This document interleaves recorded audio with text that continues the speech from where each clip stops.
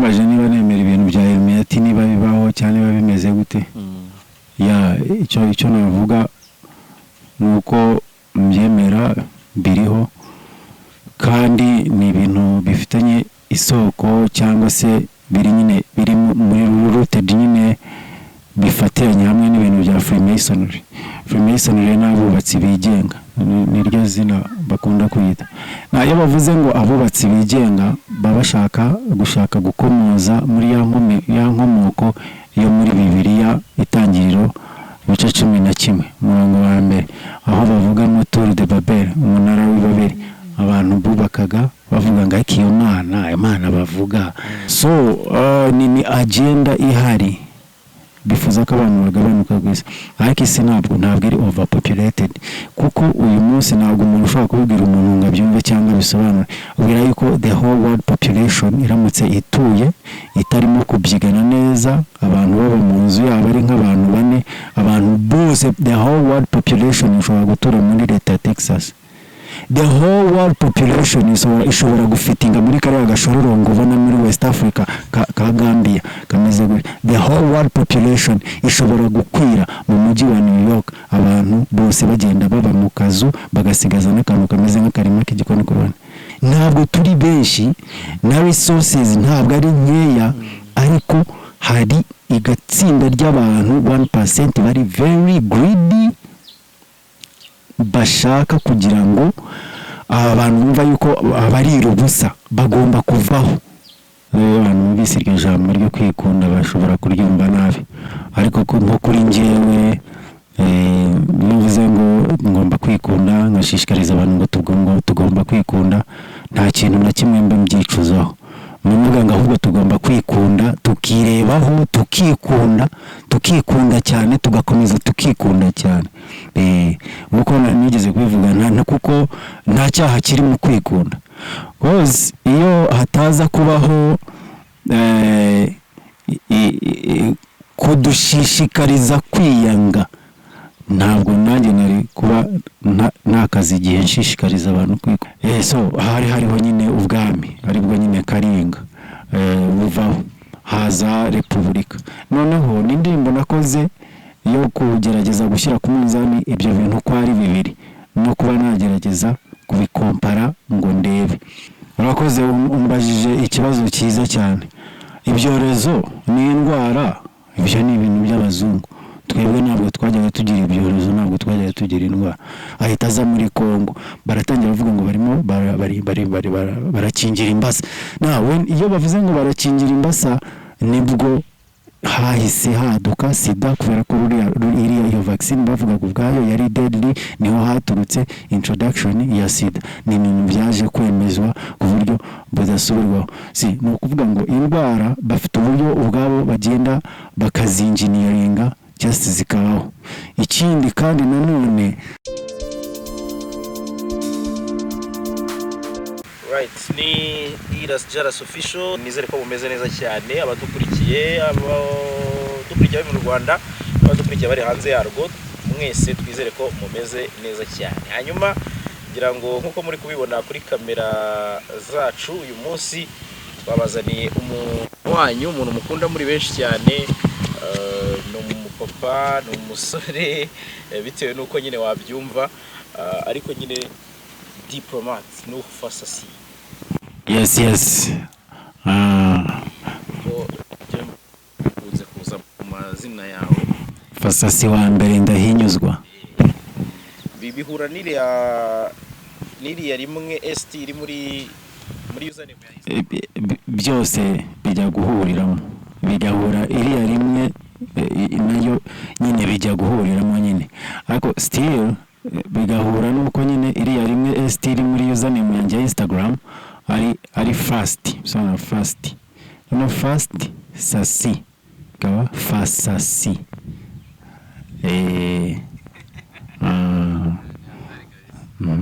fasasi yeah ubundi no fasasi bivuga iki numva ari izina rimeze nk'icyarabu. Yes Nur ni izina ry'icyarabu sobanura umucyo light.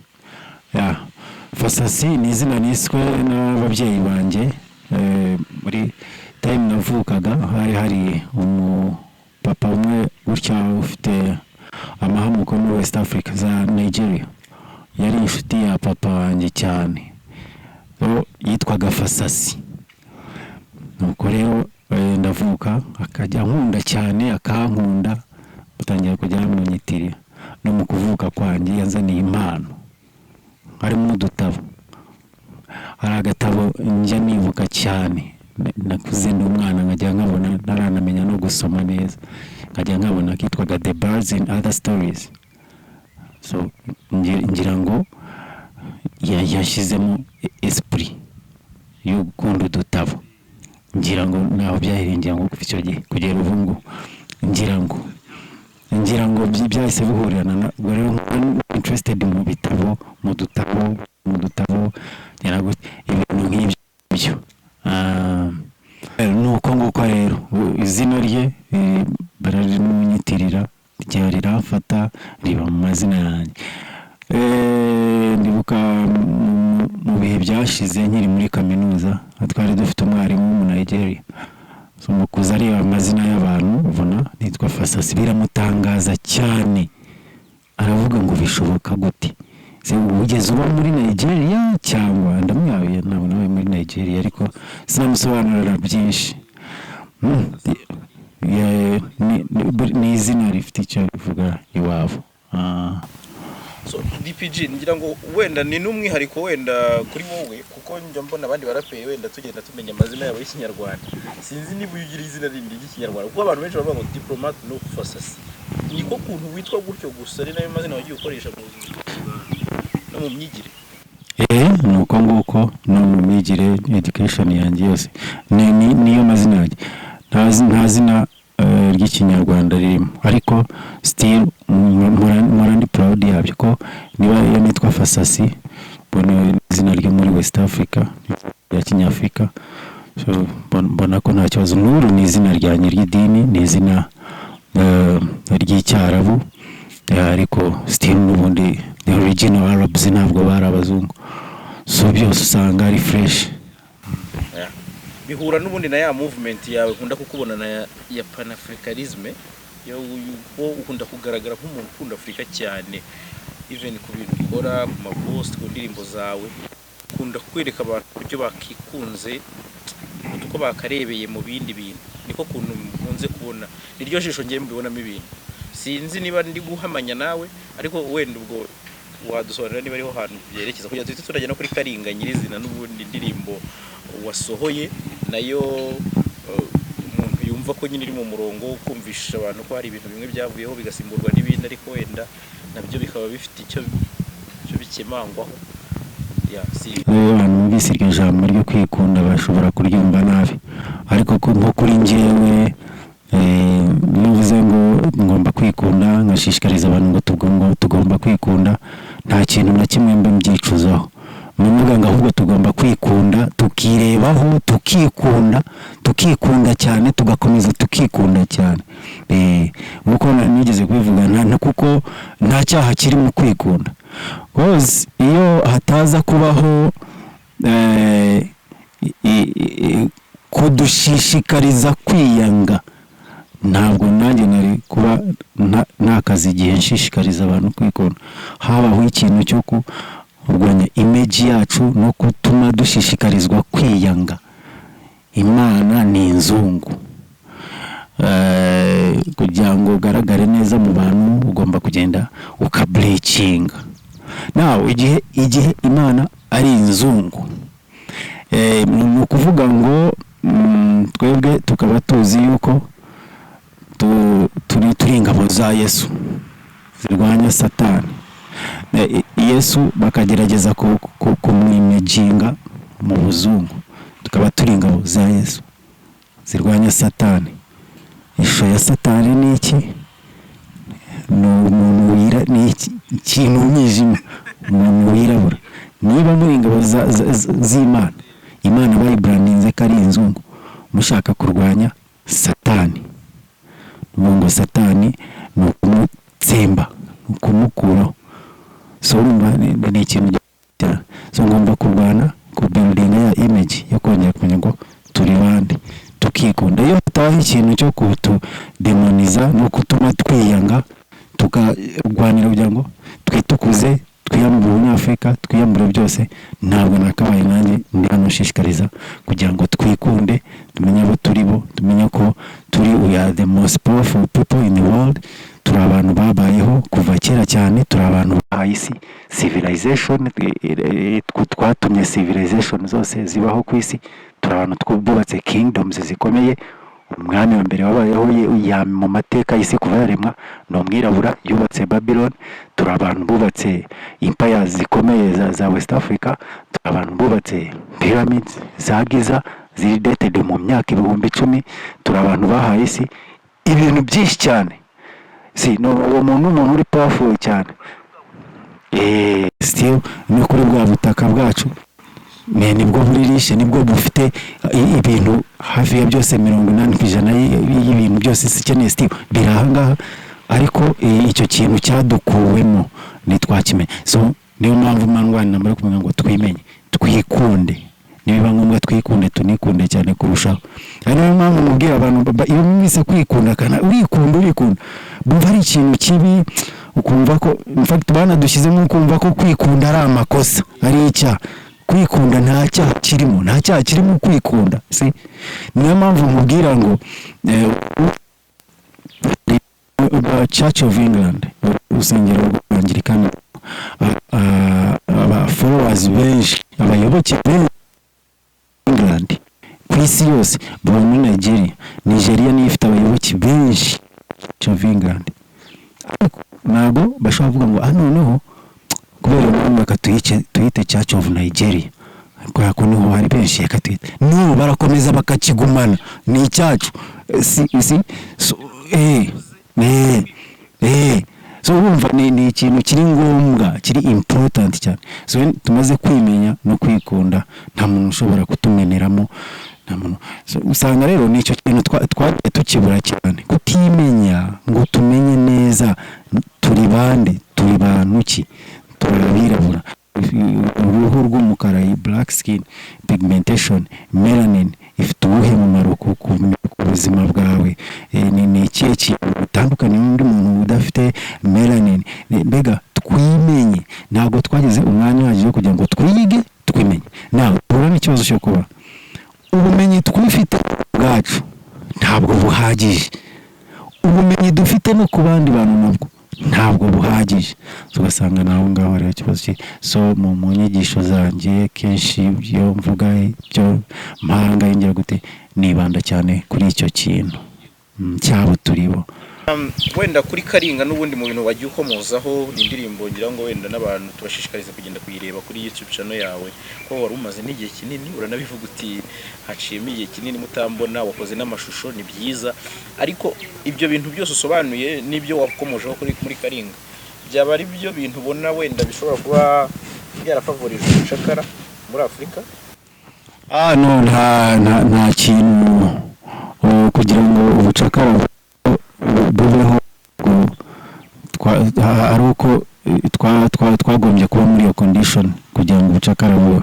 Ni ukuva kera twari dusanzwe tuzi ko turi abantu b'ibihangange, dufite kingdoms ziri powerful, dufite imico iri rich, dufite ibiryo byiza birimo intungamubiri zihagije, turi abantu bari mu mahoro, baba muri abundance, abantu batagira umutima mubi, abantu batagira urwango, abantu batagira inzanga, babaho mu munezero. Kubera iki mu buzima bubabaje bukakaye bigoye, abantu bakuranye mentality iri very hostile. Twahuye n'abantu bameze gutyo bahita dukora ubucakara. In fact niyo bavuga ubucakara kuri njyewe ndarikoresha ko ari ijambo nyine rikoreye ariko ntabwo ari ubucakara, ni itsembabwoko, because most of the people byanye muri west muri ibyo bihe a very big percentage yapfiraga mu nzira, benshi babagunyaga mu nyanja, baricwaga, baragendaga bagafatwa ku ngufu bakagira gute tinini. Bagita ubucakara ariko ni cyane kugira ngo babahe akantu k'akagobeko, ariko ryari itsembabwoko ryeruye. Urabona ko ntabwo navuga ngo hari ikintu kuri twebwe kigeze kiridinga ku bucakara. No, ubucakara ni umuco wabo. n'umuco wabo ni ko ntabwo ari twe twavuga ngo niho byahereye ko n'umuco wabo bahoranye kuva kera nta kwirara uko ariko kose kwigeze kuba twahuye n'abantu b'abagome abantu b'abagome just by hostile badushyira muri iyo genocide nta kintu na kimwe cyo kwirara nta mpamvu n'imwe yigezeho justifiable bavuga ngo mwirabura yagize kugira ngo ubucakara bubeho nyayibaho wari umuco wabo barabanje barikoloniza kuva kera bari muri Americas bakolonije abantu bari bariyo bamaze babakoresheje ubucakara muri Amerika babakoresheje ubucakara bageze aho baravuga bati bano bantu ntabwo imibiri yabo iri fit batumaho baravuga bati niho muzane abirabura nibo bantu bari strong bafite imbaraga bashobora kuba bakora kintu kandi abirabura ikindi kandi abirabura nta roho bagira ari ku gihe cya Pope Pius I think so mubazane bakomeza gukora ubucakara hano muri Amerika na mbere yaho ubwabo nibo bajyaga bikorera ubucakara ku giti cyabo so ni umuco wabo zumva nta ruhare twagira mu muco wabo tukomoza n'ubundi kuri Karinga indirimbo wasohoye numvise abantu bamwe wo muri guhura ndatanga urugero mu chief wa hano kuri Flash twahuye arambwira ati urandi diplomate ati yasohoye indirimbo ikomeye abantu benshi barakubwira ati irakomeye ibugiraho burira na politiki diplomate wenda wewe ku gitekerezo cyawe ubona ari iki gituma abantu batinya politiki cyo kigiye ndasobanura ku ndirimbo yanjye ndasobanura ku bintu bitandukanye mu mutuzo mu mahoro si hano gusa bananize n'ahandi henshi mu mutuzo mu mahoro nta kimutaza ko kubizi turi mu gihugu kiri peaceful ndidegembye ko nshaka ngasobanura indirimbo yanjye uko nshaka uko mbyumva muri jewe very peaceful ariko nkuko nyine numbaje mu nyine ikintu cyo abantu batinya politiki cyane iki politiki nyine yagiye igira ingaruka ku buzima bw'abantu cyane icyo nacyo cyabimamvu hari n'ikindi iyindi mpamvu nanone nini kurushaho ikaba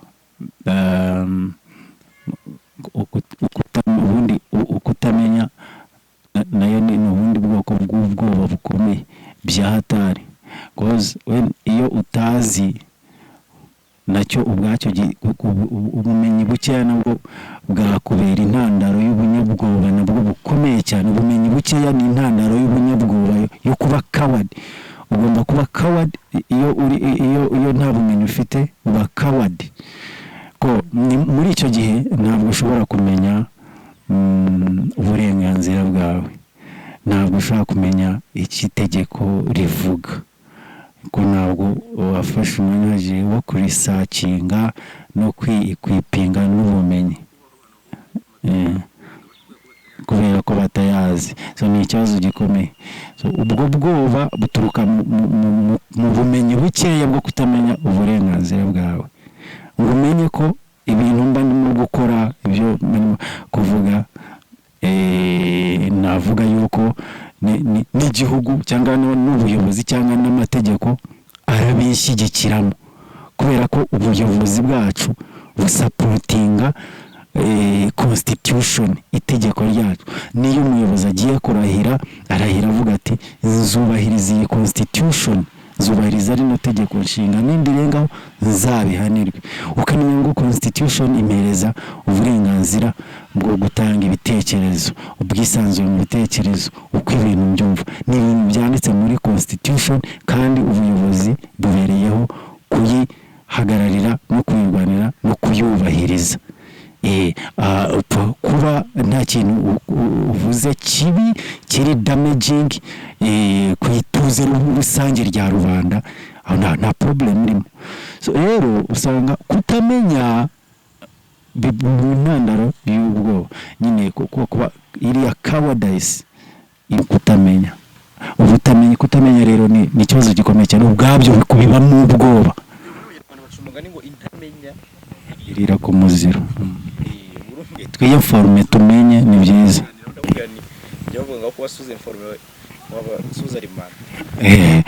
kandi narakubise mba ni keza cyane rero wenda tunagenda twinjira ku ndirimbo nyirizina Karinga ni indirimbo DPG wenda uretse ibyo navuze ngewe wavuga ko ari indirimbo wageneye abanyarwanda muri iki gihe ugamije iki kuko ibyo byose ni message, ari message wenda bumva bimeze ite kuko ni indirimbo nkuko nawe uje bambwiye kuri radio wadusize mu gihirahiro ntibigeze wenda utubwira uti politique republika cyangwa se ingoma ya cyane tujyaho cyangwa tujyaha bese washaka kubereka ko wenda byose ari bimwe cyangwa donc sa nku dusobanura no mu buryo rusange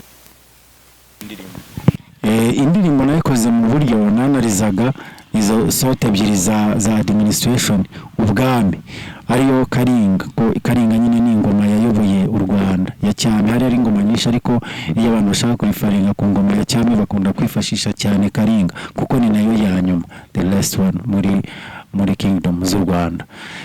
So hariho nyine ubwami aribwo nyine Karinga buvaho haza repubulika.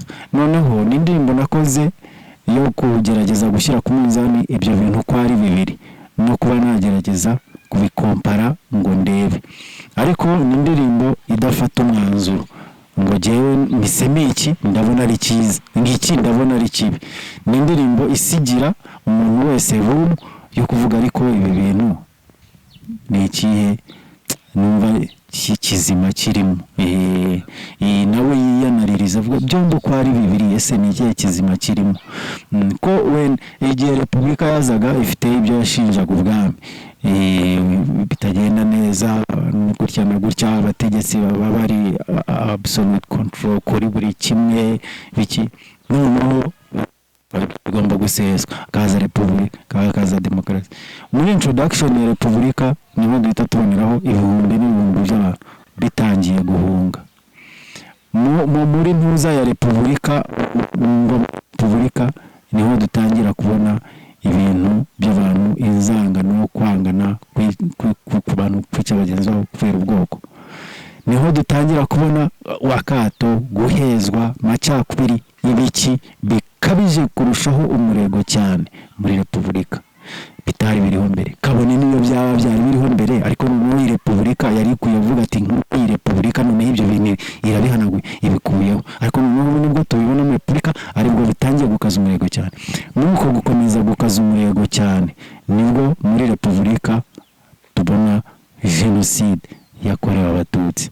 Urumva ibintu bigenda birushaho kuba bibi umunsi ku munsi. So ni kuvuga amahirwe ko wenda igihugu kiba cyaragize gutya kikabona muza nziza, kikabona leadership nziza iri visionary, ikabasha kuba yasubiza ibintu muri control, kubishyira ku murongo. Otherwise ibyo ngibyo bitaba repubulika iba yarakoze ibintu bibi cyane kurusha ibyo ubwami bushobora bwaranengwaga. Ikindi nizo zari systeme zacu z'ubutegetsi, nibwo ubwami bwari buriho muri Afrika mu bihugu byose nuko twari tubayeho, kandi nta muntu wari warigeze ahura n'ibibazo. Nta ntambara zikomeye zirangwaho za karundura zari zarigeze zibaho. Fine, hari ibintu byabayeho ku rucunshu ariko ntabwo babishingiraho ngo generalize muri Afrika hose cyangwa uvuge ngo yes ni ikintu kibi cyabaye, intambara zo ku rucunshu byabaye ariko bibaho just cyari kubaho gutyo ariko ubuzima bugakomeza. Usibye nk'ibyo muri Afrika in general nta hantu hari harigeze kubaho intambara zigwamo abantu ibihumbi n'ibihumbi amagana. So byose nyine ukabireba ukavuga ati se ni ikihe gishya ubona babazanye ngo ni muri repubulika compared ku bwami bwacu bwari buriho cyane ko uko ibihe bigenda biza ibintu bigenda bihinduka. Civilization yabayeho, inventions zagiye zibaho, uko abantu babagaho mbere batangira kwiga gukora umuriro, batangira kumenya inventing ibintu bigiye bitandukanye n'intambwe ku yindi. Ubwami nabwo byagombaga kuba mfite icyizere ko byari kuba ari ibintu bigenda bikomeza ko bikazagana ahantu heza. Umwami Rudahigwa yari yaramaze gutangira gukora reforms nyinshi, abantu batangira kuba introduced muri Christianity, kumenya ibijyanye n'irindi yobokamana. Abantu batangira kuvuga ati wahekwaga niyigenze, umuntu nagukorera niyishyurwe. Urumva turimo turagenda twinjira mu yindi mode y'imibereho igiye itandukanye. Now when tubonye repubulika ibintu bitangiye kwangirika no kudogera kurushaho.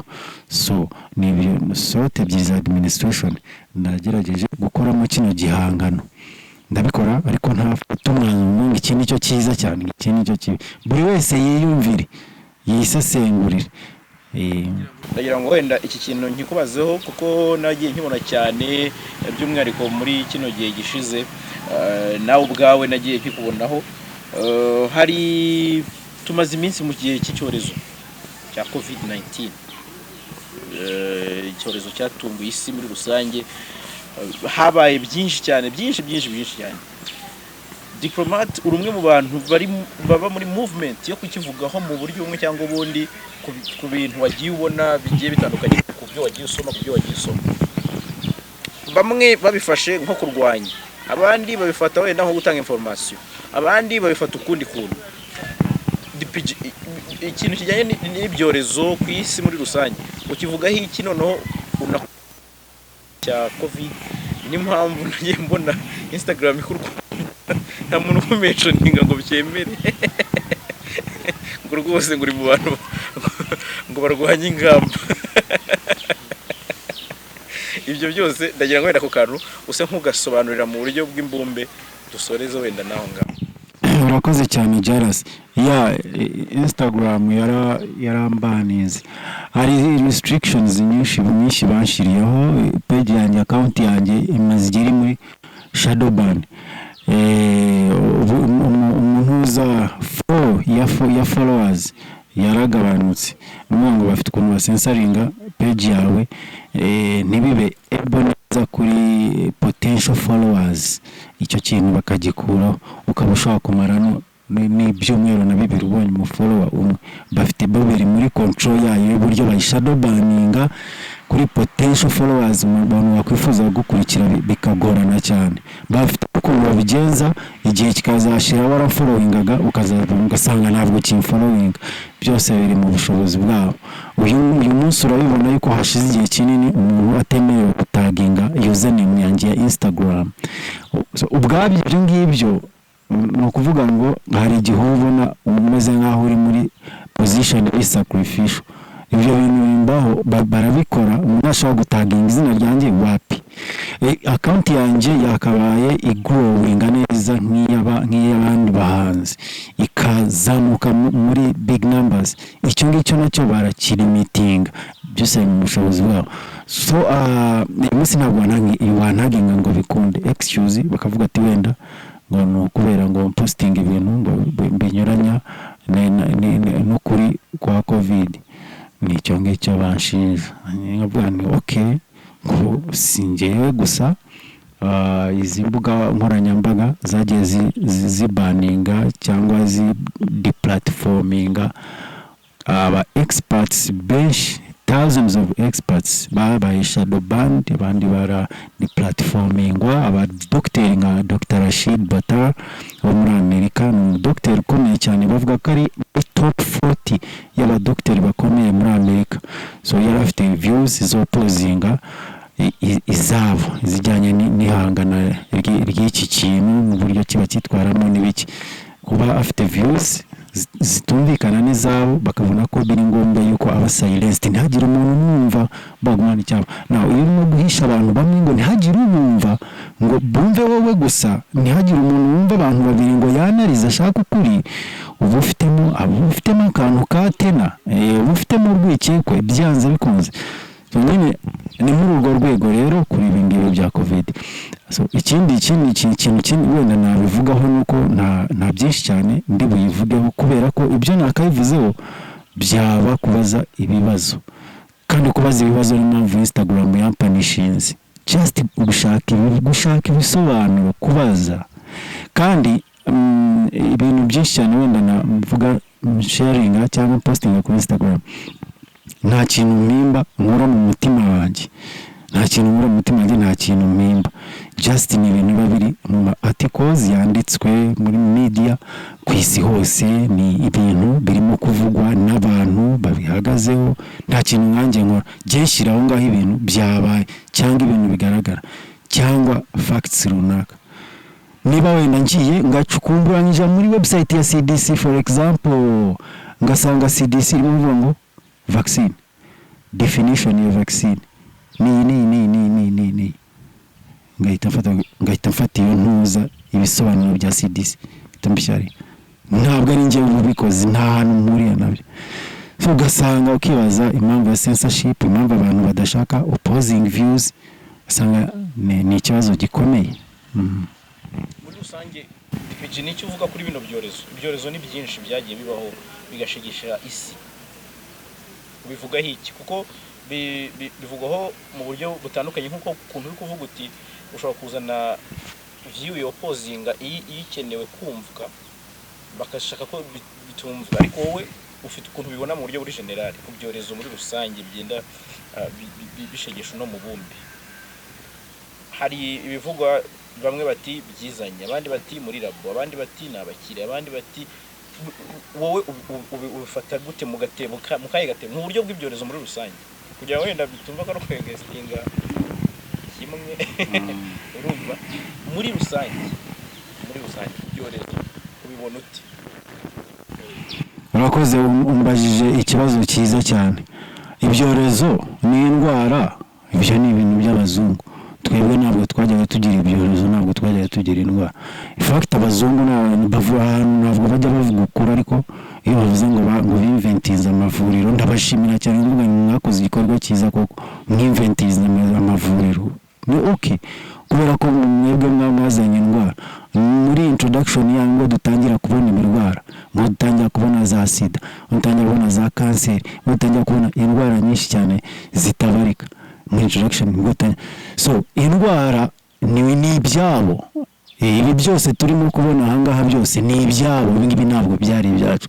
in fact nani ikintu kinini cyane bishobora kudukoraho ahubwo nuko binfluencing uburyo tubyitwaramo so indwara ibyorezo ibiki byose ibyo ngibyo ni culture yabo ni imibereho yabo ntabwo ari ibintu byacu rero bakora uko bashoboye twempozeho ariko still nta kundi hanyuma indwara zimwe na zimwe indwara nyinshi barazinjiniyaringa bakazikora twagiye tubivugaho guhera mu bihe bya kera when igihe Dr. Hilary Koprowski yazaga muri Congo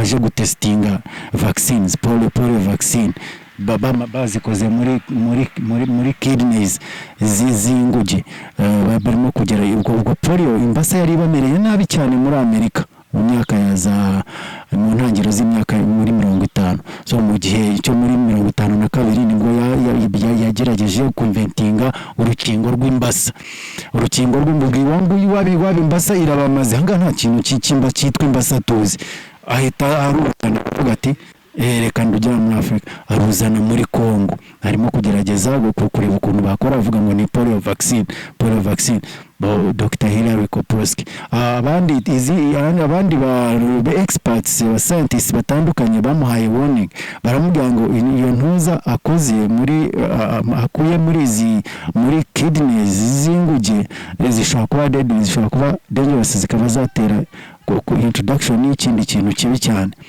ntabwo yabyumva aravuga ngo yashyizemo time nini ngashyiramo investment nini ngo ntabwo ibyo bintu bishobora kugenda to west ahita aza muri Congo baratangira bavuga ngo barimo barakingira imbasa nawe iyo bavuze ngo barakingira imbasa nibwo hahise haduka sida kubera ko iriya iyo vaccine bavuga ubwayo yari deadly niho haturutse introduction ya sida ni ibintu byaje kwemezwa ku buryo budasubirwaho ni ukuvuga ngo indwara bafite uburyo ubwabo bagenda bakazinjiniyaringa just zikabaho ikindi kandi nanone iki cy'indwara n'ibi byorezo ni ikintu kinini cyane mu buryo bw'ubuzima aribyo bita hari ntuza theories ebyiri hari germ theory hari na terrain theory germ theory niyo kuvuga ngo ufite wenda virusi mu mubiri cyangwa ufite microbe virusi mu mubiri ashobora kumerera nabi ukaba warwara ukaba wafiheka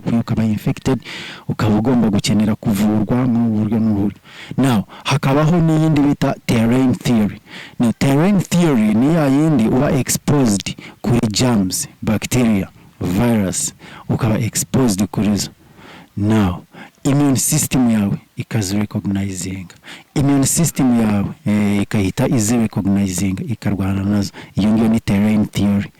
Now immune system yawe igomba kuba iri strong, na immune system ubwayo iri stronger, iri capable yo gutsinda indwara ku kigero kirenga 99%, hafi 99% kuri ntuza, kuri immune system iri stronger, ifite ingufu, ifite ububasha bwo kubatoringa buri karwara ikagatsinda. Now iyo uri exposed kuri germs, bacteria, viruses, immune system yawe iri stronger. Yubakwa n'iki? Yubakwa n'ibiryo byiza, indyo ziza, yubakwa na vitamin D. Source ya mbere ya vitamin D ni vitamin C, imbuto, ibiki, ibyo byose, ibyo bintu kuryama ukaruhuka neza bihagije, ukanywa amazi ahagije, ugakora siporo, ubwo byabyo, ubwo ibyo ngibyo byubaka immune system iri stronger kubitinga buri kantu kose gafitanye aho gahuriye na connection y'igicurane, kukaba ari akantu kadashobora guhangana na immune system ikomeye. Now when the immune system is stronger, ntabwo icyo kintu uhura n'ibyo bintu. Iyo uhuye nabyo, immune system yawe irabirecognizinga, antibodies zikabyuka zigahita zibusuppressinga zikabukuraho. Iyo ngiyo ni terrain theory. Zari theories ebyiri, terrain theory hamwe na yindi bavuga ngo ni germ theory, ngo virusi yakugezeho, ufi wanduye iyi virusi uraza kurwara, uraza gupfa. Germ theory. Now turi kuri terrain theory. Now muri terrain theory ni hahandi tubona igihe umwana mutoya ari umubebe, twebwe nko muri zino community zacu za Afrika, ubuzwe mu twakambakambaga mu bitaka, agenda umwana tambakamba mu bitaka, ararya ibitaka, aragenda arakora mu myanda, aragira ate na wa mwana akura akomeye, immune system ye iri strong kubera ko yagiye ahuye n'ibyo bintu byose. Immune system ye iri built, yubatse neza, yaronka, hari ibiryo byiza bitari contaminated, bitarimo ibindi bintu bya byose biri external, bitari ibyo mu butaka. Uwo mwana arakomeye, afite amagara meza, afite ubuzima bwiza, bya bitaka zengurukamo, akoramo, akaza kugira akikora ku munwa, akarya ibiki, ubwo umubyeyi ari mu murima arahinga, yamusize kuiba mu mbuga mu rugo, akaza umwana asa n'abameze gute. Ako Steve wa mwana nuko twagiye dukura, agakura ameze neza, afite amagara meza, atarwaragurika, atamera gute. Kubera iki? Ya stronger immune system ye irecognizing utwo tuntu. Iyo tuje dusanga antibodies ziba zihari, ziri strong, ziteguye kujya kurwana. Now iyo abasirikare ubashyize ahantu bakaryama, bakigira kuryama gusa, bakanengekara, bagahora baryamye, ntibakora imyitozo, ntibagira gute, ibaba bari vulnerable kuri buri attack ya buri militia iteye, ihita ikubita igakuraho. So nuvuga ngo iyo tubujwe exposure kuri ibi bintu dukeneye, izi germs, viruses, viruses twinteracting nazo, ariko twubaka immune system iri stronger, icyo gihe bakavuga bati haje ibicurane twisiri zina, noneho ko tubyise rino zina, hita ugira vuba wihishe, genda wifungira n'ahantu ntuhasohoke, nuhura nayo urahita upfa. Uribuka ko wa mwana ntabwo yabonye ubuzima bwiza kubera ko wamufungiranye muri bubble, cyangwa umuhanagura amakaro, uhanagura ibikuta, uzana alcohol woza ibikuta, uhanagura isima, uravuga umwana jyaho ngaho ngufungirane, abari bwo ugira ubuzima, ntubone izuba, ntugire gute, ntihagire akajyamu nako kajyaho ngaho. Ibyo ngibyo ntabwo ari byo bituma wa mwana agira ubuzima bwiza, ni exposure kuri germs, bacteria, viruses, n'ibyo ngibyo byubatse the stronger immune system. Now immune system iyo uvuze ati turagufungiranye ahantu hamwe, urahaguma, ntabwo uri buhage, udasohoka ukaba wagira ikosa ugahura na virusi, hanyuma hakiyongeraho n'ikindi kintu cyo kuba terrified, ukagira ubwoba, tugiye gushira, turashize, cyaje, kiratumara. Immune system mu bintu biyiweakeninga burundu igacika imbaraga n'ubwoba. Bakubwira yuko ubwoba bufite uruhare runini mu kwangirika kwa immune system. Now dufite hano umuntu wahahamutse kubera media, kubera media akubwira hari ikintu kiri danger ntabwo akibona hari ikintu danger irakuziye already umuntu arahamutse afite ubwoba immune system ihise ijya kuryama afungiranye ahantu hamwe ntabwo ashobora kuba exposed kuri germs bacteria viruses gerekaho na bino byagutyo sindi bivuga byinshi nabyo ibyabyo ni birebire two tuzi ibibazo bya hypoxia ni indwara ni ikibazo gikomeye cyane gituruka kuri oxygen deficiency so urufite umuntu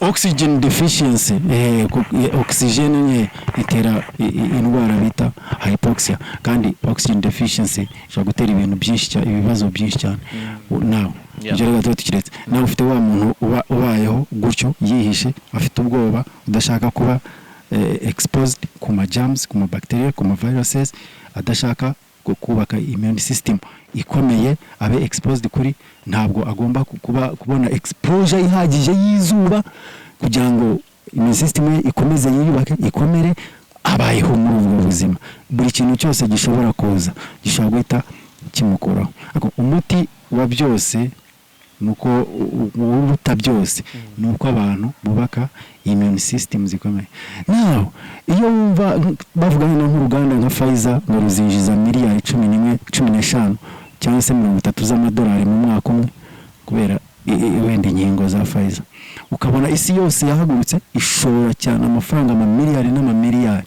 mu kuinvestinga muri manufacturing y'inkingo now uravuga noneho ibaze nk'iyo baza kuyafata ayo mamiliyari yose bagahita bayashora mu turima tw'igikoni mu guhinga imbuto mu kugira imboga zihagije mu gushishikariza abantu kuba exposed ku zuba kubaka bwa budahangarwa bw'umubiri niyo mpamvu umunsi haza nk'ikintu nka Omicron bakavuga ngo ntabwo cyica cyane ntabwo kiri deadly cyane ariko cyandura cyane icyo kintu gihuye na wa muntu ufite ubudahangarwa bw'umubiri bumeze neza ayo mafaranga yose agashorwa muri icyo kintu cyo kugira ngo istade y'inkingo kuko zijya ziza zatugeraho bakavuga ngo turi bwongere turware tutaza kongera twandure dukomeze twirinde noneho bakareka iyo bakabaka icyo bakagishyira ku ruhande bagahita bashora muri icyo kintu cyo kubaka stronger immune system z'abantu bakabona imboga nyinshi zihagije bakabona ibiryo biri rich muri vitamin C exposure ku zuba vitamin D siporo amazi menshi meza akagera kuri bose abantu bakubaka umubiri ubudahangarwa bukomeye ibaziriya budget yose yagiye muri biriya bintu yijya muri bino bintu kandi uyu munsi tuzi yuko umubare abantu bakira bakuvuga ko nta miti ifatika bakoresha niki kibakiza immune system nabo bamaze kubona ikintu kirimo kubakiza gishoremo bari cyo ushoramo byakabaye ari ibintu byiza byakabaye uburyo bwiza ariko big pharma iyo bavuga big pharma bavuga abantu bari muri control z'imiti ku isi ntabwo bafite inyungu muri a healthy population igihe population ifite ubuzima bwiza ifite amagara meza they don't sell ntabwo bagurisha utekereza iki ku kintu cya depopulation tunasoreza aho ngaho wenda kuko abenshi banabisanishije n'icyorezo bamwe mu bitekerezo bakavuga bati wenda n'uburyo bwo kugabanya abaturage ku isi kugira ngo ibyo bifi binini big farmers babe safe mu buryo bwabo icyo kintu gitekerezaho iki kubijyanye no kubihuza n'ibyorezo kugira ngo wenda tunasorezaho nk'igitekerezo cya DPG uko byumva kuko mbona ni ibintu wasomyeho cyane niyo mpamvu nabipointinzeho cyane well the population ni agenda iriho kubera ko bemerera mu kuba abantu isi iri overpopulated isi bavuga ngo abantu benshi baratuye cyane ku isi so hari nk'ijambo rihari rya Bill Gates rihari yavugiye muri TED meeting yo muri 2010 yarimo ati abantu turi muri 7 billion turimo turahedinga kugera hafi muri za miliyoni 8 cyangwa 10 avuga ati if we really do a great job on new vaccines reproductive health services n'ibiki dukoze ku nkingo no mu bijyanye no mu buryo bw'imyororokere ati dushobora kugabanya iyi population ikaba yamanuka ikagera nibura no kuri almost ngira ngo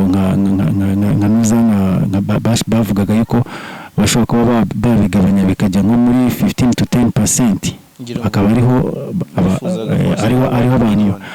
abantu bashobora in fact ntabwo ari 1 billion ahubwo ni 500 million. Ibyo ngibyo 500 million byanditse kuri ntuza Georgia Guidestones. So ni agenda ihari bifuza ko abantu bagabanuka kwisi, ariko isi ntabwo iri overpopulated, kuko uyu munsi ntabwo umuntu ushobora kubwira umuntu ngo abyumve cyangwa bisobanure. Ubwira yuko the whole world population iramutse ituye itarimo kubyigana neza, abantu baba mu nzu yabo ari nk'abantu bane, abantu bose, the whole world population ishobora gutura muri leta ya Texas. The whole world population ishobora gufitinga muri kariya gashororongo ubona muri West Africa ka Gambia kameze gutya. The whole world population ishobora gukwira mu mujyi wa New York, abantu bose bagenda baba mu kazu bagasigaza n'akantu kameze nk'akarima k'igikoni ku ruhande. Saving ikintu cya scarcity, ko ibintu ni bikeya, bagaseringa n'ikintu cyo kuvuga ngo turi benshi. Ntabwo turi benshi, na resources ntabwo ari nkeya, ariko hari igatsinda ry'abantu 1% bari very greedy, bashaka kugira ngo abantu bumva yuko abarira ubusa bagomba kuvaho, hagasigara abantu bakeya, a chosen few. Iyo ni agenda izwi ihari. Dipi ndagushimiye, ni byaba birebire tuganiye kuko ndabizi uri inzu y'ibitabo rwose, ndabizi ko duhuye ngize Imana nubwo biba gakeya nzi ko ngukuraho byinshi. Ndagushimiye cyane, wenda tuzagira amahirwe wenda twongere tugenderere nibidukundira tuganire. Wenda tunasoza icyanyuma na nyuma ni ikintu gihura n'ubundi n'ugihuzwa n'umuziki kenshi na kenshi, kandi gihura n'ubundi n'ibitekerezo hanini twagiye twibandaho. Utekereza iki ku ijambo Illuminati? Uraryemera kibaho? Usa nk'utangaho point of view, dusoreza aho ngaho. Ubundi noneho nabihuze n'ibi bintu by'abastar kwamamara ku kwanyu, ngira ngo nawe babivuzeho nuko yise kumva babivuga, bamwe bati DPG ati Illuminati, abandi batera mwanze. Urabyibuka kera ko byize kuvugwaho, abandi batakoresha nyine imiti. Ibyo byose byaravuzwe. So ubihuza ute rero nibyo bintu bijyanye n'imbaraga, kuko nubundi mu bwamamare hagomba kuzamo power. Wow, arumaje niba nemera ibintu bya Illuminati niba bibaho cyane biba bimeze gute? Icyo navuga nuko mbyemera biriho, kandi ni ibintu bifitanye isoko cyangwa se biri muri rooted nyine bifatiranye hamwe n'ibintu bya Freemasonry. Freemasonry n'abubatsi bigenga niryo zina bakunda kwita. Nayo bavuze ngo abubatsi bigenga gushaka gukomoza muri ya nkomoko yo muri Bibiliya Itangiriro ibice 11 umurongo wa mbere, aho bavuga mo Tour de Babel, umunara w'i Babeli. Abantu bubakaga bavuga ngo iki Imana bavuga bashaka guhangana nayo. Now iyo mentality ntabwo yigeze ipfa mu nyoko ya muntu, mu mandi yahereye kera control namujye mushyira yigenza buri gihe, ntabwo yapfuye yaguma kugeza mu myaka y'1775 igihe agatimu k'abantu bishyiraga hamwe baravuga bati twebwe turaba Prince bakora inama Germany at the University of Bilderberg University muri Germany. Bakora inama baravuga bati twebwe turi abantu b'incyariyenge, turi abantu baciye akenge bagize gute.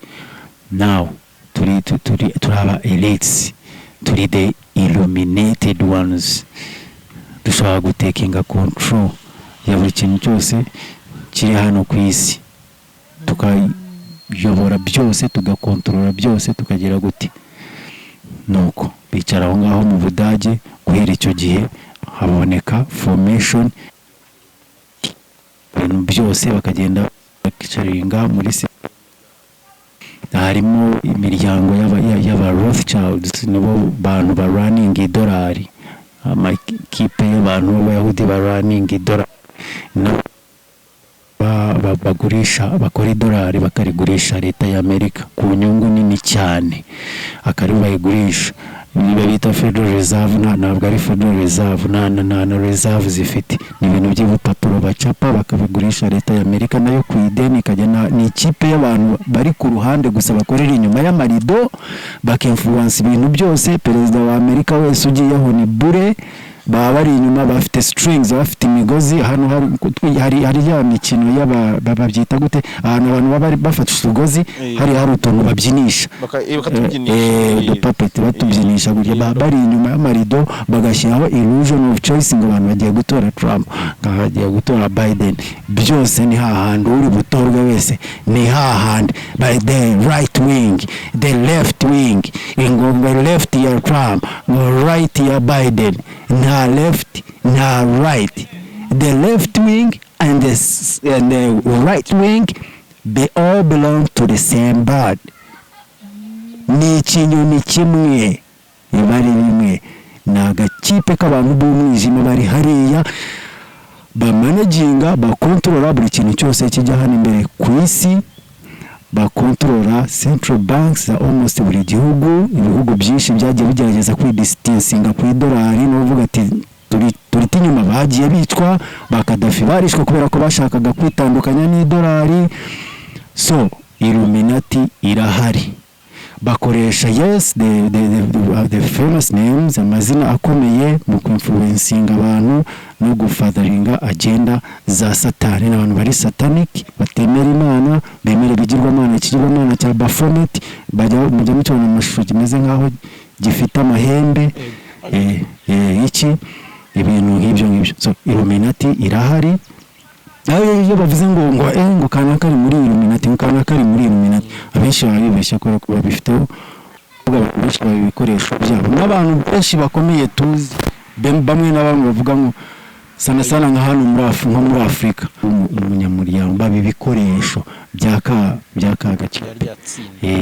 Now iyo uvuga nk'ibi bintu abantu baravuga ati ni conspiracy theories kubera ya brainwash, bakibagirwa ko ijambo conspiracy theorists, kwanza conspiracy ni uvuga ngo kuba conspiracy theory ni uvuga ngo ni ukwemera ko hari itsinda ry'abantu abagore n'abagabo barimo guconspiringa, gukorera hamwe kugira ngo bakore ikintu kibi. Iyo niko guconspiringa. Conspiracy theory ni ukwemera ibyo bintu. Now iyo conspiracy theorists ubemera ko hari itsinda ry'abantu runaka, abagore n'abagabo bari rich, bari powerful, bari rich, bari powerful, barimo guconspiringa kugirira isi nabi. Iyo conspiracy theorists nicyo kintu bawemera, nicyo kintu gutekereza, kandi ntekereza ko biri true. Now niba wowe utemera ko hari itsinda ry'abantu ririmo guconspiringa kugira ngo hisi, wowe niba utabyemera ngo ni wowe ufite ikibazo ku mutwe wawe. Now ijambo conspiracy bakunda kurikoresha cyane iyo umuntu avuze ku bintu nk'ibi bashaka kugutesha agaciro, ngo ni conspiracy theories, ni conspiracy theorists. Ariko no, ijambo conspiracy theories dutangira kuribona ryakoyinizwe na CIA, niyo yazanye iryo jambo ryamamaza nyuma y'urupfu rwa John F. Kennedy, president wa America. CIA nibwo yahise coining iryo jambo yari popularizing conspiracy theories. Umuntu ariko urupfu rwa John Kennedy ko dukeka yuko nyamara abantu babigizemo uruhare, umuntu ba conspiracy theories kugira ngo ba debunking abantu ba questioning the evil agenda, ntabwo bashaka umuntu yi questioning. DPG, asante, wakoze rwose kuduha umwanya wawe, ni umwanya muremure, twagize byinshi tuganira, ariko Karinga abantu bayirebe, tuzagupiningira nitugishyiraho kugira ngo abantu banarebe iyo ndirimbo aho munsi, bayikirikeho, mukirike kuri Karinga muyirebe, nayo ifitemo ibindi bintu birenze ibyo twaganiriye na DPG, kandi ndagushimiye. Jaras, ndagushimiye nanjye, nshimiye umwanya mwampaye, kandi koko nkuko bivuze indirimbo yanjye nshyashya hari ni Karinga. ndashimira abamaze kuyireba kandi nkakomeza ngashishikariza abantu bose kuba bayisura bagasura YouTube channel yanjye Diplomate Official Karinga Nibiri, bagakomeza bakayireba bakankorera subscribe kugira ngo dukomeze kuba twagenda dutera imbere kandi tubona ya motivation n'izangufu zo gukomeza kubahereza ibyo bakunda ibibaryoheye. Asante bro. Asante sana Jalas.